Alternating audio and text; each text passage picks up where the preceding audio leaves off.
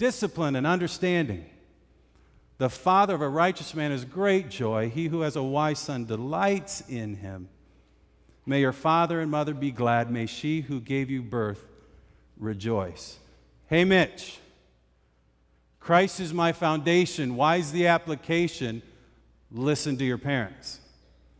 Because our earthly father and mother are a picture of the life-giving power of God.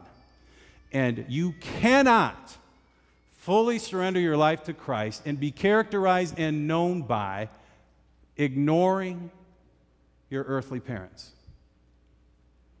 I have a picture of mine I brought.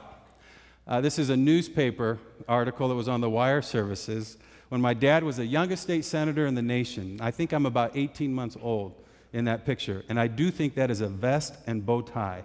And I'm still recovering from being the forerunner of Pee Wee Herman's wardrobe. And look at the oil in my hair. I kid my mom, that's why it's gone. She used to lay my clothes out on my bed like a flat little man. Used to leave my underwear in the front shirt pocket. I used to leave it there. I thought it was a spare.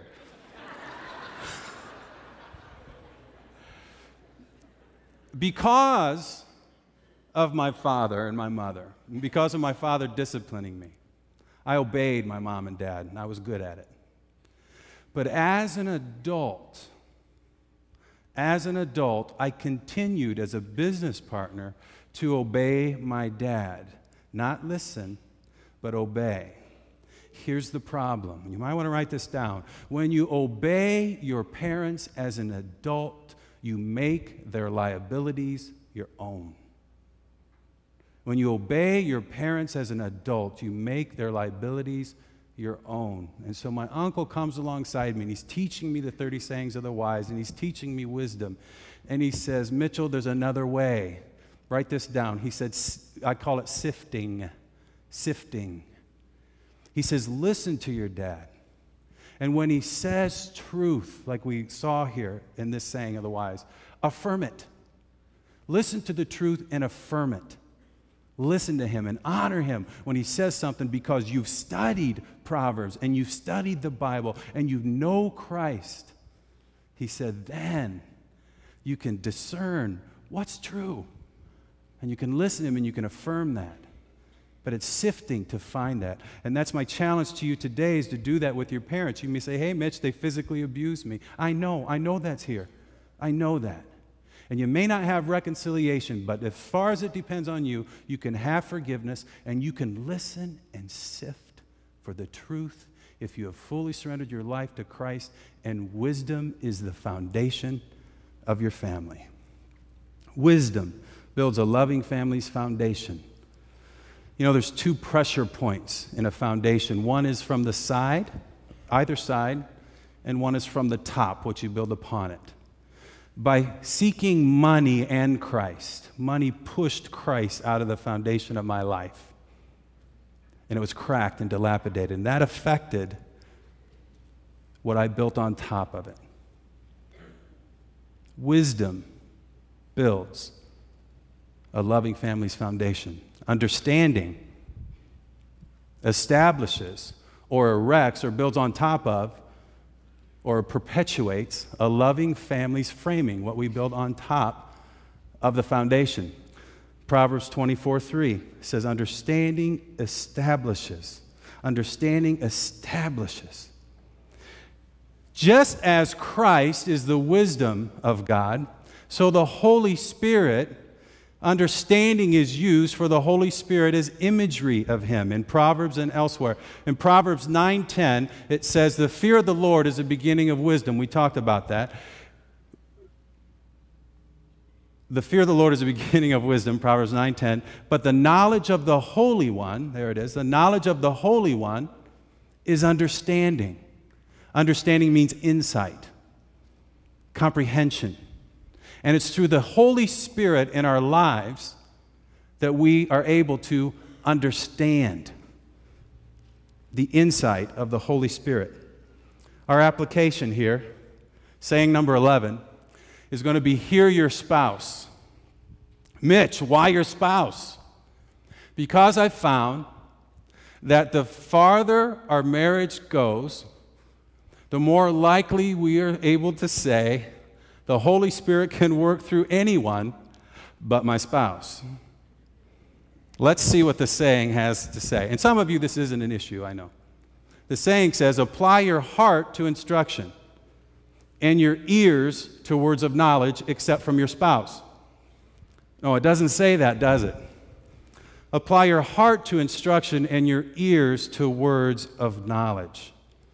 God's designed it so that in your family and in mine, we would hear our spouses, we would understand our spouses, and we would do that through the Holy Spirit, and that provides a framework in our relationships and in our homes. I brought a picture, and I don't know if I asked your permission. This picture is Susan about 20 years ago. And I have it on my desk at home next to my computer. This is one of those senior pictures where you take all kinds of different scenes and only one gets put in the yearbook. Well, we were high school sweethearts, so I got all those extra pictures from her. And this is my favorite one. And I have this to remember the girl I was in love with and tried to understand, but didn't know really how to love. I have this picture to remember the girl I made promises to, and I broke. And I have it as a reminder to remember that what changed in our lives and in our marriage was when we allowed the Holy Spirit to work in our lives to understand one another. And I actually started, I didn't think she understood my business or understood me, so I became deaf to anything she would say. She didn't think I understood her. I was cold to her emotions. And it's changed. And if you're in that situation, it can change for you. Susan turned 40 last week. And I decided with the help of a lot of family members that I would take her away on a Thursday afternoon and bring her back on a Sunday morning. We'd do this little trip together. I'd plan it all out. I'd get the kids taken care of, and we'd have a really good time. And on Monday night, before the Thursday we were leaving, Megan, my oldest, comes up to me and says, "Daddy, I think you ought to tell Mommy that you're taking her away. You don't need to tell her where, because if you wait till Wednesday night like you're planning, she'll be overwhelmed." I go, "Nah." So I did. Megan goes in with me, and I say, "Hey, Susan, we're going to go away on Thursday for your 40th birthday." See, she was afraid that I was going to do a surprise birthday party and invite 1,000 of my closest friends. And so Susan goes, I thought, man, is Megan smart? Because Susan said, "No, we can't." Megan goes, "Yes, you can. He's got it all planned out, all figured out."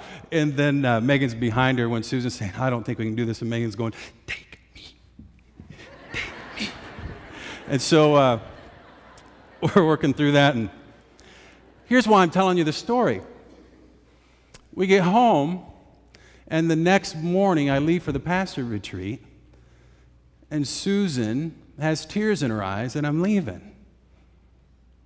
And I said, with this gentle, sensitive spirit, I said, "Why are you crying?" And she says, "Because I love to be with you." So I got this hour drive, and I'm thinking, what was the big deal about that trip? So I asked the romantic man I know. Whoa, that's an awkward statement. So I seek out the most romantic man I know, Steve Longbreak. And I said, "Steve, my wife loved that trip that I planned for her 40th birthday so much that she was sad to see me go. I want this to work in my life consistently. Tell me what I did." And he says, "Mitchell, she felt heard and understood." She felt heard and understood. And that's God's design of understanding through the Holy Spirit to establish a family's framework. Well, third, wisdom builds a loving family's foundation. Understanding establishes a loving family's framing. But knowledge fills a loving family's rooms with rare and beautiful treasures. Knowledge in Hebrew is experiential. It's not knowing a list of facts, mental assent. It's experiential.